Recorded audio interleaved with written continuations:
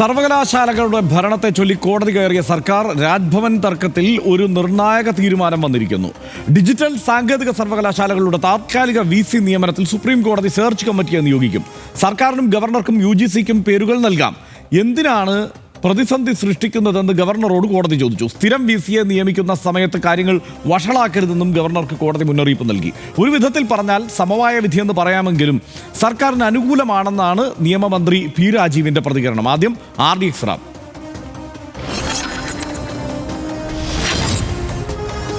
താൽക്കാലിക VCമാരുടെ നിയമനവുമായി ബന്ധപ്പെട്ട് ഗവർണർ നൽകിയ അപ്പീലിലാണ് സുപ്രീം കോടതി സ്ഥിരം VC നിയമനത്തിനുള്ള നടപടികൾ ആരംഭിക്കാൻ നിർദ്ദേശിച്ചത്. സെർച്ച് കമ്മിറ്റി രൂപീകരിക്കാൻ ആർക്കാണ് അധികാരമെന്ന് വാദത്തിനിടെ സുപ്രീം കോടതി ചോദിച്ചു. സംസ്ഥാന സർക്കാരിനാണ് അധികാരമെന്ന് സർക്കാർ വ്യക്തമാക്കി. ചാൻസലറുടെ നടപടി UGC മാനദണ്ഡമനുസരിച്ചാണെന്ന് അറ്റോർണി ജനറൽ വാദമുന്നയിച്ചു. ചാൻസലർ സ്വന്തം സെർച്ച് കമ്മിറ്റിയെ നിയമിച്ചെന്ന് സർക്കാർ കുറ്റപ്പെടുത്തി. ഭരണഘടനയും UGC ചട്ടങ്ങളും അനുസരിച്ച് സർക്കാരാണ് സെർച്ച് കമ്മിറ്റി രൂപീകരിക്കേണ്ടതെന്നും സർക്കാർ അറിയിച്ചു. ഡിജിറ്റൽ സർവകലാശാലയിൽ ചാൻസലർക്കാണ് സെർച്ച് കമ്മിറ്റി രൂപീകരണത്തിന് അധികാരമെന്ന് അറ്റോർണി ജനറൽ വാദിച്ചു. ഒടുവിൽ സമവായമെന്ന നിലയിൽ സെർച്ച് കമ്മിറ്റിയിലേക്ക് 5 പേരുകൾ വീതം നൽകാൻ കോടതി നിർദ്ദേശിച്ചു. ഗവർണറും സർക്കാരും യോജിപ്പിലെത്താത്ത സാഹചര്യത്തിലാണ് അസാധാരണ നടപടി. നാളെ ഹർജി വീണ്ടും പരിഗണിക്കും. സർക്കാരിന്റെ അഭിപ്രായം കോടതിയെ അറിയിക്കും. കോടതി വിധി സർക്കാരിന് അനുകൂലമെന്നും സ്വാഗതം ചെയ്യുന്നുവെന്നും നിയമമന്ത്രി പി രാജീവ് പ്രതികരിച്ചു. RDX Ram news Malayalam.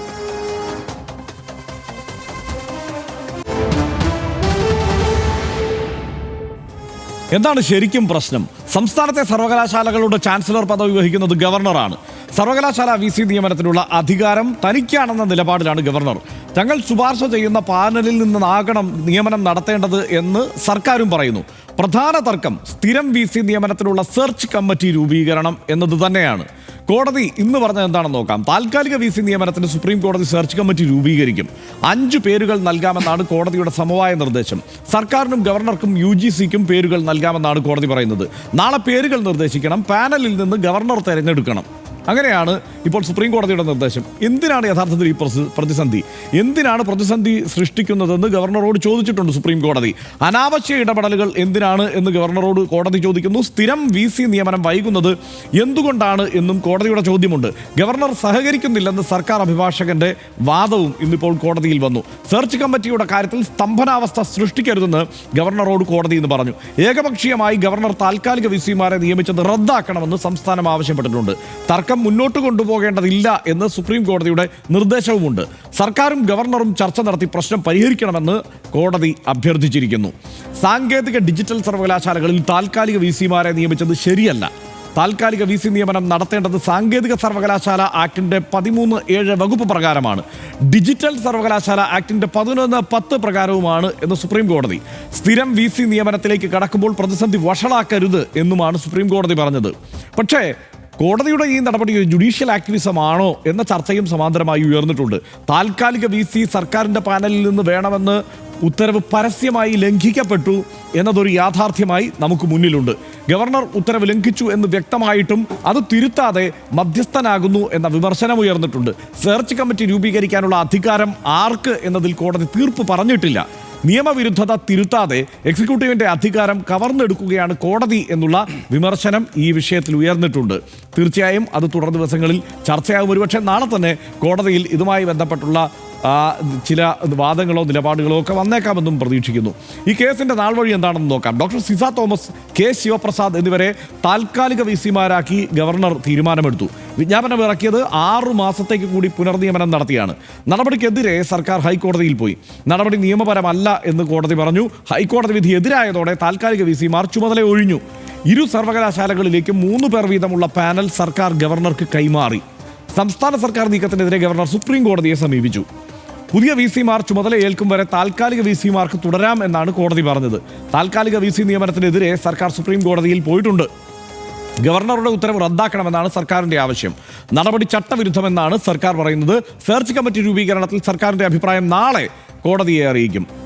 സർവകലാശാലകളിൽ അനാവശ്യ ഇടപെടൽ നടത്തിയിരിക്കുകയാണ് ഗവർണർ എന്നുള്ളത് ഒരു യാഥാർത്ഥ്യമായി നമുക്ക് മുന്നിലുള്ള കാര്യമാണ്. സ്ഥിരം വൈസ് ചാൻസലർ ഉള്ളത് ആരോഗ്യ സർവകലാശാലയിൽ മാത്രമാണ്.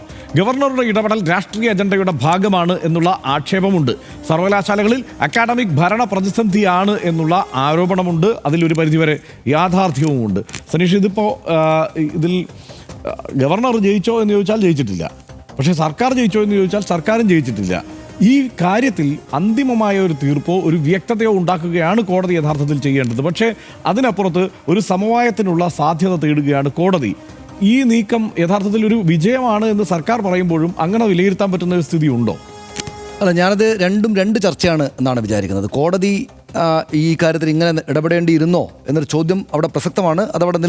അതവിടെ ഉണ്ട്. അതേതായാലും ഒരു പ്രസക്തമായുള്ള ചോദ്യമാണ്. പക്ഷേ ഞാൻ അപ്പോഴും ഇത് സർക്കാരിൻ്റെ വിജയമായിട്ട് തന്നെയാണ് കാണുന്നത്. കാരണം ഗവർണറുടെ ഇടപെടൽ ശരിയല്ല, എന്തിനാണ് ഇങ്ങനെ പ്രതിസന്ധി സൃഷ്ടിക്കുന്നത് എന്ന് ചോദിച്ചുകൊണ്ട് സെർച്ച് കമ്മിറ്റി രൂപീകരണത്തിലെ ചുമതല സർക്കാരിൻ്റേതാണെന്ന് സർക്കാർ ഭാഗം പറഞ്ഞപ്പോൾ അക്കാര്യത്തെ നിങ്ങൾക്കതിൽ എതിർപ്പുണ്ടോ എന്നൊക്കെ ചോദിച്ചു. കോടതിയുടെ പൊതു നിലപാട് മൊത്തത്തിൽ തന്നെയും തെറ്റായ വിധം ആണ് പെരുമാറുന്നത് ഗവർണർ എന്ന് നാട്ടുകാർക്ക് ബോധ്യപ്പെടുന്ന വിധത്തിലായി. അതുകൊണ്ട് തന്നെ സംസ്ഥാന സർക്കാരിൻ്റെ വലിയ വിജയമാണിത് എന്നാണ് ഞാൻ വിചാരിക്കുന്നത്.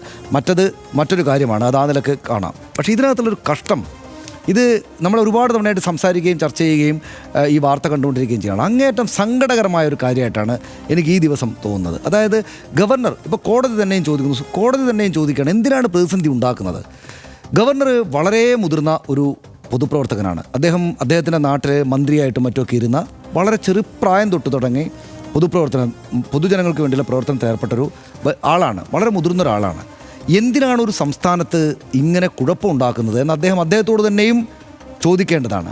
അദ്ദേഹത്തിൻ്റെ പകൽ നേരത്തെ തിരക്കുകളെല്ലാം കഴിഞ്ഞ് രാത്രി ഉറങ്ങുന്ന സമയത്ത്, സമാധാനമായിരിക്കുന്ന സമയത്ത് ഞാനിങ്ങനെ ചെയ്യാൻ പാടുണ്ടോ എന്ന് അവനവനോട് തന്നെ ചോദിക്കുമ്പോൾ ശരിയാണ് മിസ്റ്റർ ആർലേക്കർ നിങ്ങൾ ഈ ചെയ്യുന്നത് എന്ന് അവനവൻ്റെ മനസ്സ് പറയുമോ എന്ന് ഞാൻ സംശയിക്കുകയാണ്. കാരണം ഒരു സംസ്ഥാനത്ത് താരതമ്യേന തെറ്റില്ലാത്ത വിധം വിദ്യാഭ്യാസ പരിപാടികളെല്ലാം പോകുന്നൊരു സംസ്ഥാനത്ത്, ഈ രാജ്യത്താകെ തന്നെയും സംസ്ഥാന സർക്കാരിൻ്റെ ചുമതലയിലാണ് ഈ പറയുന്ന വിദ്യാഭ്യാസം പോലുള്ള കാര്യങ്ങൾ എന്നിരിക്കെ അവിടെ പോയിട്ട് അനാവശ്യമായിട്ട് പ്രശ്നങ്ങൾ ഉണ്ടാക്കുക. അദ്ദേഹത്തിന് രാഷ്ട്രീയം പറയാൻ ഒരുപാട് അവസരങ്ങൾ വേറെ ഉണ്ടല്ലോ. അദ്ദേഹം മറ്റു പല കാര്യങ്ങളും പറയട്ടെ. ഇപ്പോൾ വയനാട്ടിലെ ദുരിത നിവാരണം, അങ്ങനെ പല പ്രശ്നങ്ങൾ സംസ്ഥാന സർക്കാരിനെതിരെ വേണമെങ്കിൽ പറയാം. പക്ഷേ ഇദ്ദേഹം ചാൻസലറാണ് എന്നതുകൊണ്ട് ആ അവസരം മുതലാക്കിയിട്ട് അദ്ദേഹം ചെയ്യുന്നത് ഇവിടെയാണ്. അവിടെ കൊണ്ടുപോയിട്ട് അദ്ദേഹത്തിൻ്റെ പാർട്ടിയുടെ ഒരു വലിയ ബിംബത്തെ കൊണ്ടുവന്ന് വെക്കുക, കുഴപ്പമുണ്ടാക്കുക, അതിനെക്കുറിച്ച് കുറേ ചർച്ച. അത് കഴിഞ്ഞിട്ട് ആ യൂണിവേഴ്സിറ്റിയിൽ സമരം നടത്തുക, അവിടെ ചെന്ന് ബഹളം വെക്കുക, ആകെപ്പാടെ കുഴപ്പം.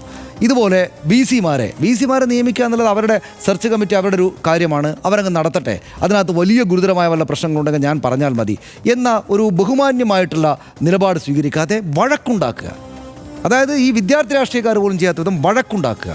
അദ്ദേഹത്തെ പറഞ്ഞയച്ച ആളുകൾ അദ്ദേഹത്തോട് നിങ്ങൾ എല്ലാ ദിവസവും കുഴപ്പമുണ്ടാക്കണം കേട്ടോ എന്ന് നിർദ്ദേശിച്ച് പറഞ്ഞയച്ചതുപോലെയാണ് ഈ കാര്യങ്ങൾ ചെയ്യുന്നത്. അത് പാടുണ്ടോ? അത് ഞാൻ ചോദിക്കുന്നത് രാഷ്ട്രീയമായിട്ട് പാടുണ്ട്. അദ്ദേഹം രാഷ്ട്രീയമായിട്ട് ഒരു ചുമതല ഏൽപ്പിച്ചാണ് വന്നതെങ്കിൽ അദ്ദേഹത്തിന് ചെയ്യാം.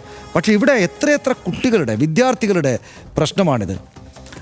ആൽബർട്ട് ഐൻസ്റ്റീനെ പോലെ മഹാനായിട്ടുള്ള ആളെപ്പോലും പരിഗണിച്ചു എന്ന് നമ്മൾ മനസ്സിലാക്കുന്ന സംസ്ഥാനത്തെ ഒരു സർവകലാശാലയുള്ള സംസ്ഥാനമാണല്ലോ ഇവിടെ അതിൻ്റെ ഗരിമയ്ക്ക് വിട്ടുകൊടുക്കുക, ഞാൻ എൻ്റെ ഏർപ്പാട് വേറെ നടത്തുക എന്ന് അദ്ദേഹം വിചാരിക്കുന്നതിൽ ഇതിനകത്ത് വഴക്കുണ്ടാക്കുകയാണ്.